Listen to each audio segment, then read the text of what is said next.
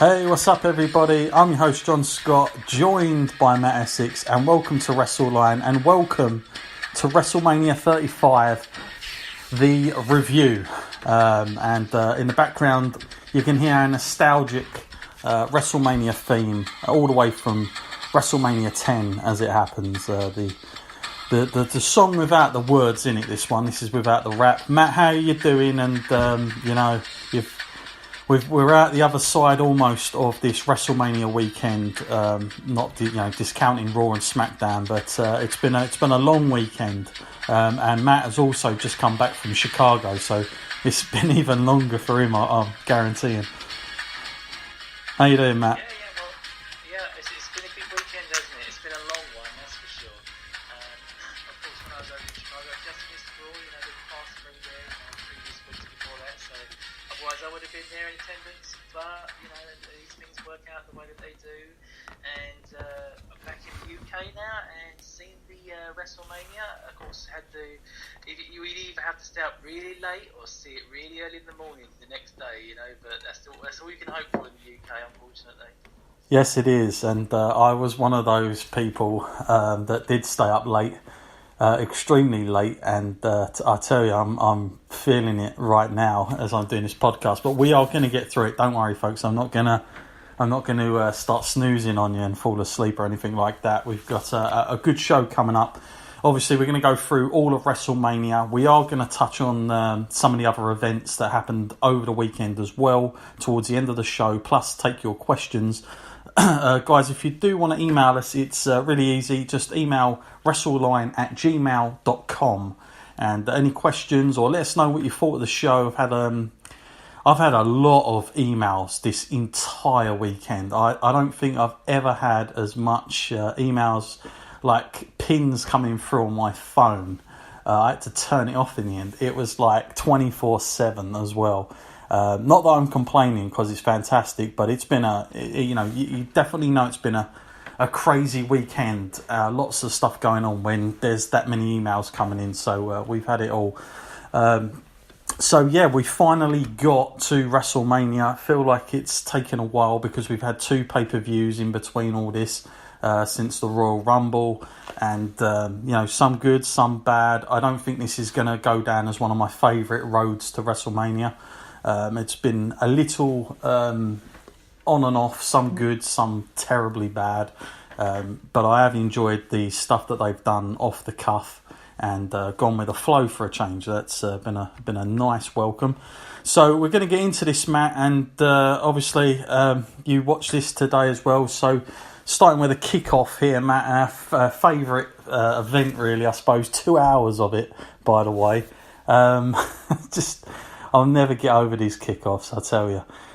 This time, the panel, it started up with Jonathan Coachman, Paige, Sam Roberts and JBL. And I've got here in my notes simply this, talking absolute nonsense and so much scripted predictions. I mean, into the fact that, they talk about the triple threat, so each one of them's got to choose someone. There's never a point to go, we both fancied Becky. No, that's not going to happen. It's got to be one sort of like analysing one of the participants. And it was just terrible. And you really knew it wasn't really what they thought. If you hear JBL on other shows, he's not like that at all. So that was a bit of a bad start for me, and that went on for about half an hour. There was some back and forth interviews they did, but I'm telling you, these panels, they are a complete waste of time when they start discussing the matches. You will learn absolutely nothing from those panel discussions. I'm telling you, you can go away, you can do other things in that time, because there is just no progression. They don't even enhance the story. All they do is, each decide who they're going to go with, which is already been scripted beforehand, and then they play the VT of the video that's going to come on later. So it's just, it's just not that great. Now, we did have Edge and Christian, they were out there as well, and there were other guests that came on in between the show, so did kind of mix it up a bit at least. Matt, kickoffs this time felt really bad for the cruiserweights here, the 205 guys. I mean, this is just traditional now, I guess, that it's always going to be on this part, isn't it? At the moment, and of course, this was again. It was a good match. I mean, I felt for these guys because it's that early match, and although it looked like there were loads of people sitting there, trust me, the kind of noise. It must have been difficult to wrestle because you just got people trying to find their seats all the time. They're not really into it where they should be. They know what it is, and. Matt, what did you think about putting this really on early? In fact, number one on the kickoff show, or was you not surprised at all? No, I was quite surprised actually. I did wonder how the structure of the night was going to go when this was placed as the first match. And they're better than that, really. They deserved a more prominent spot, particularly the result we get at the end of it. When you're going to change the title, you should actually make more of a big deal about it, I'd say. So I was kind of shocked. I mean, I'm not going to say that I thought it deserved to be much later. I thought like maybe match number 2, at least then it breaks things up a little bit. Yeah, no, I'm with you there. Totally with you on that one. Now, this match, it did go, I mean, they did get just under 11 minutes, but, what really took me out of this, I've got it in my notes here, I mean, unbelievable. I'm watching the match, and then all of a sudden, they have, they do a split screen, and they mute the bloody match, and they put on the women's triple threat VT going on. I'm like, why are they doing that now? It's been on everywhere you go on YouTube. It's the same thing over and over again, that same advert, and then they think, oh, I know, it'll be really good idea just to shove that in this match as well. So that really took me out of the match when they did that. And then, of course, the announce team came back on, and they're trying to fill in the blanks again. Really hard on these guys. It's a difficult place to be. So they did get 11 minutes, but again, it was interrupted. So I don't know if that counts really, for all intensive purposes. I mean, in the end, of course, as Matt said, the result was probably the thing that was the biggest surprise about this. Tony Nese beating Buddy Murphy. Didn't see that coming, I've got to be honest with you. And it was a nice match. I mean, I liked it. I felt like the guys, they couldn't have done much more. And quite frankly, realistically, I know that these guys both would have wanted to go out there and give it their all. But in another sense, Matt, you almost think like they must hear that they're on the kickoff and think, you know what, we're not going to put too much into this because it is what it is. Yeah. I feel like they had a good outing. For me, it was a title match that could have been contested on a standard 205. Mm-hmm. I don't mean to sound harsh about it, but I feel like that's where we're at. It was a main event caliber of 205. For me, 3 stars perhaps I'd give this, because I do. We usually don't rate actually the pre-show stuff, so I didn't actually consult you whether we actually. No, we can. We'll do it as it's WrestleMania. We'll make the exception. But what I will say is, for anybody that does keep a track, and I know some people do, the kickoff ones are not going to be as with the consistent level of the main card. So don't judge it against that. This is just purely for kickoff purposes. But I scored this 2.5 myself. Just missing the 3 because of that ridiculous video coming on in the middle of it. Absolutely, it's not the guy's fault. But I just think from a production level, from someone sitting at home, that is not getting people into it at all on my end. And they had plenty of time to play that bloody video anyway. So why they decided to put it on there, I have no idea. So yeah, there you go, folks. 205 and Tony Nese defeating Buddy Murphy. He used the running knees and got it for the 3 count. So not great for those 2 guys, but a good kind of outing, I think, for what they had.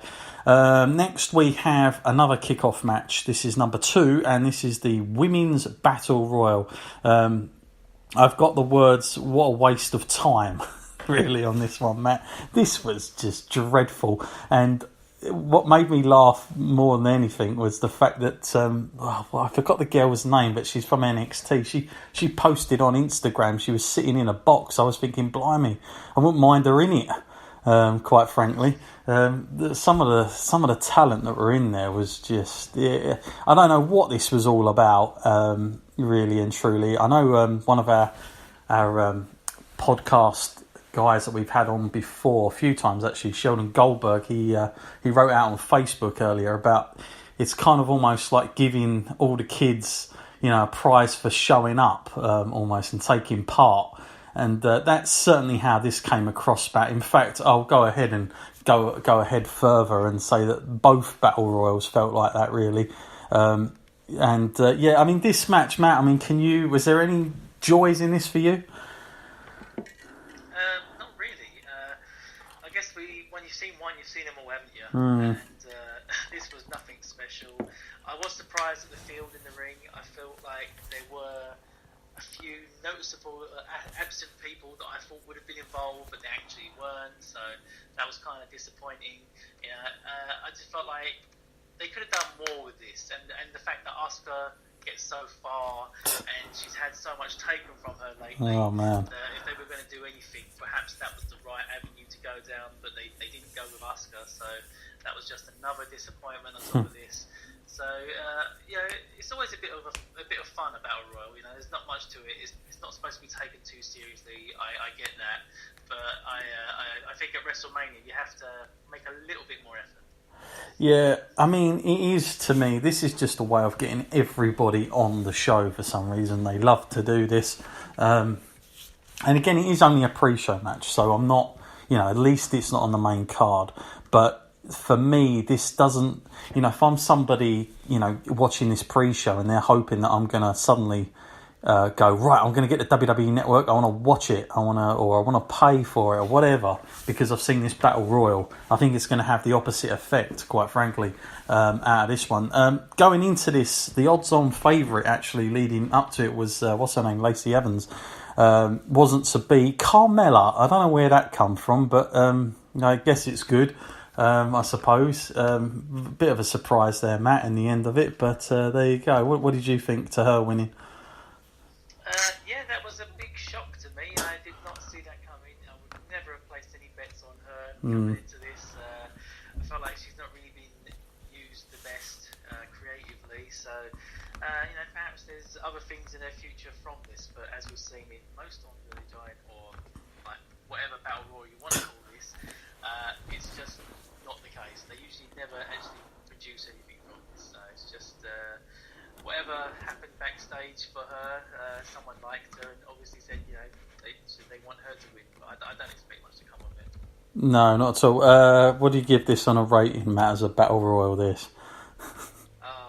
It's difficult when it's a Battle Royal because there's so much going on, but in this one, there wasn't much going on, so I'll give it 2. I'm going to give it 1, being really harsh here and critical. I just think it was terrible. I mean, don't get me wrong, Battle Royals, it is a tough match to make good, but if done properly, like they used to back in the day, you can make these things exciting. But quite frankly, I do think this is just an exercise to just get everybody out there, and there's not a lot of thought gone into this, quite frankly, which is a bit of a shame. I'm not too sure we really need a female one, to be honest with you, but I suppose they're trying to make it equal, but to be honest, I'm just not a massive fan of this at the moment.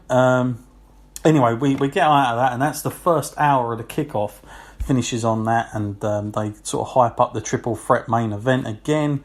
The second hour of kickoff starts with Shawn Michaels, David Otunga. Completely forgot about him these days, what he's actually doing. He joins the panel, and they specifically dive into Triple H and Batista. And guess what I learned? Absolutely nothing. Same old stuff. We've heard it about 1,000 times. Nothing new from Shawn Michaels even. I don't know what he was going on about, to be honest with you. I thought he was scripted as well.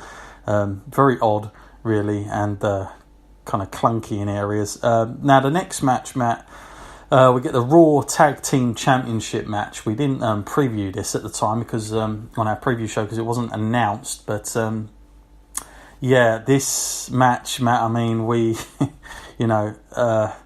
the Revival up against Kurt Hawkins and Zack Ryder. Seems like they bring these guys out every WrestleMania to do something. And they got their moment again, Matt. And Kurt Hawkins' streak